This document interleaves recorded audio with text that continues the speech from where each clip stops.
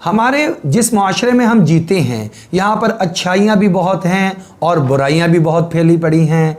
जिस इंसान को अच्छाई तलब होती है वो इंसान अच्छाई के रास्ते को पा लेता है, उसे मिल जाता है। अच्छे लोग जिसको मतलूब होते हैं उसको इस हमारे माशरे में अच्छे लोग भी मिल जाते हैं, अच्छी सोसाइटी मिल जाती है, अच्छी महाफिल मिल जाती हैं और वो अच्छाई की तरफ चल पड़ता है।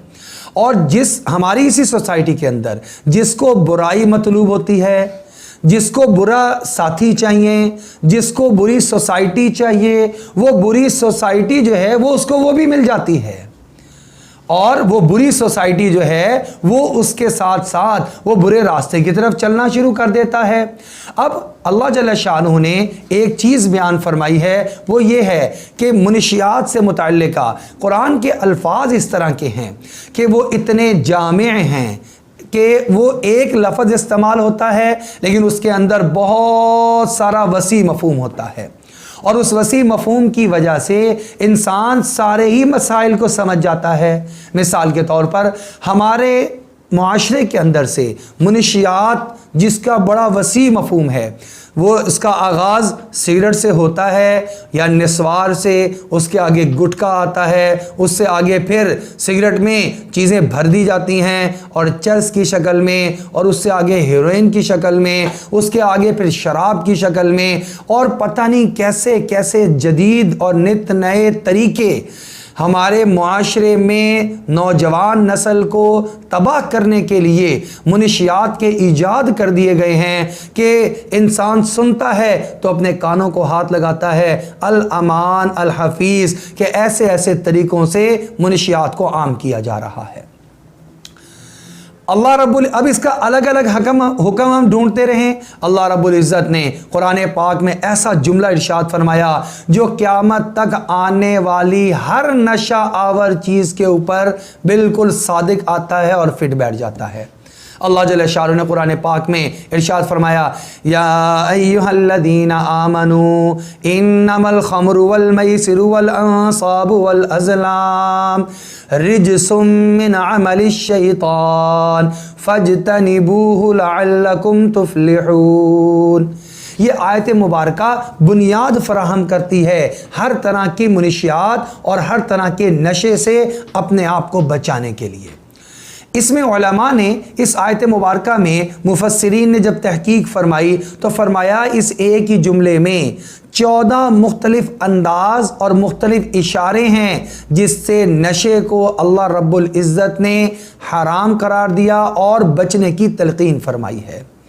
चंद एक मैं आपके सामने अर्ज़ कर देता हूँ। सबसे पहले तो उन्होंने फरमाया, देखो अल्लाह रब्बुल इज़्ज़त ने इसको फरमाया कि ये जो खमर है और ये जुआ और इसके अलावा और जो मुख्तलिफ बुराइयां हैं ये रिज्सुन, ये नापाकी है। और रिज्सुन आम तौर पर ऐसी चीज़ के बारे में बोला जाता है जिसको अल्लाह रब्बुल इज़्ज़त ने मना करार दिया होता है, हराम करार दिया होता है। इसलिए अल्लाह जल्ल शाअनुहु के इस जुमले और इस लफ्ज़ को बयान करने से मकसूद ये है कि ये नापाक चीज़ है, तुम इसके करीब मत जाना। फिर अल्लाह जल्ल शाअनुहु ने फरमाया मिन अमलिश शैतान, ये शैतान के कामों में से है। अब दो ही रास्ते हैं, एक है रहमान का रास्ता और रहमान के बताए हुए काम, और एक है शैतान का रास्ता और शैतान के बताए हुए काम।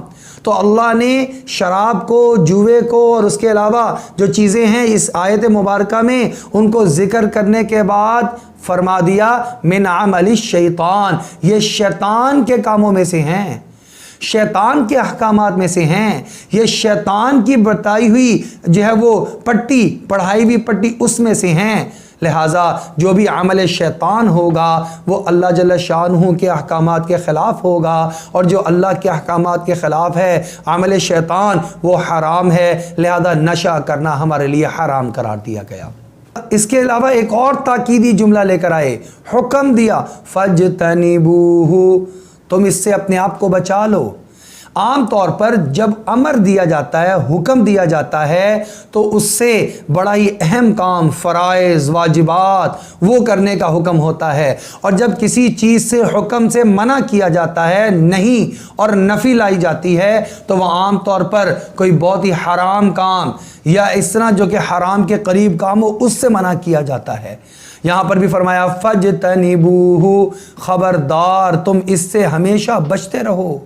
اب یہ لفظ بتا رہا ہے کہ نشہ کرنا حرام ہے۔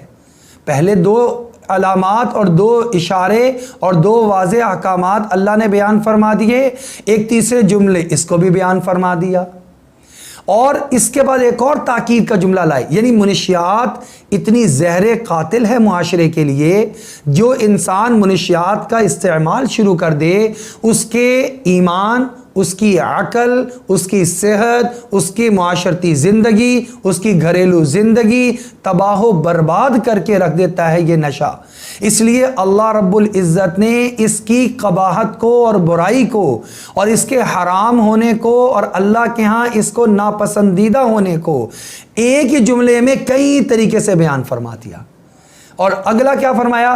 لعلکم تفلحون، تم اس سے بچو تاکہ تم فلاح پاؤ۔ اس کا مطلب اگر اس سے بچو گے تو کامیاب ہوگے، اگر اس سے نہیں بچ پاؤ گے تو ناکام ہو جاؤ گے۔